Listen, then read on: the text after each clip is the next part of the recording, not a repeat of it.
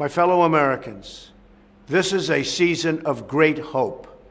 This week, Jewish families across our country and around the world celebrate Passover and retell the story of God's deliverance of the Jewish people.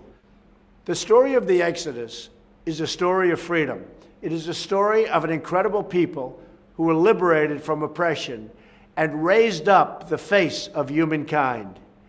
Down through the centuries, the Jewish people have lived through one persecution after another, and yet they persevered and thrived and uplifted the world beyond measure.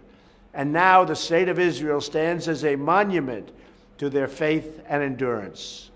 Another day of faith and celebration is also upon us. This Easter Sunday, Christians celebrate the resurrection of Christ and the promise of eternal salvation. It is a holy day of reverence and worship. It is a sacred time that fills the spirit of our nation with the faith of our people. America is a nation of believers. As families gather in houses of worship across the nation, we are grateful for the tremendous blessings of this land, our home. We have a beautiful country, an abundant countryside, and an amazing people with a truly bright and wonderful future. From the beginning, America has been a place that has cherished the freedom of worship. That is the promise the first settlers saw in our vast continent, and it is the promise that our bravest warriors have protected for all of our citizens in centuries since, a long time ago. Sadly, many around the globe do not enjoy this freedom, and one of the gravest threats to religious freedom remains the threat of terror. On Palm Sunday, as Christians around the world celebrate the beginning of Holy Week, ISIS murdered at least 45 people and injured over 100 others at 2 Christian churches in Egypt.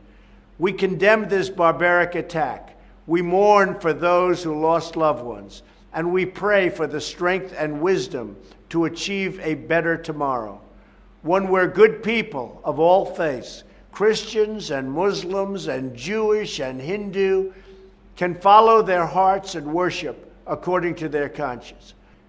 With God's grace, life always triumphs over death. Freedom overcomes oppression, and faith extinguishes fear. This is the source of our hope and our confidence in the future. I also want to give a special message to those struggling Americans who have felt for too long the bitter taste of hardship.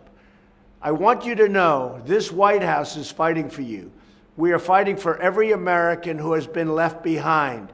We are fighting for the right of all citizens to enjoy safety and peace and to work and live with the dignity that all children of God are entitled to know.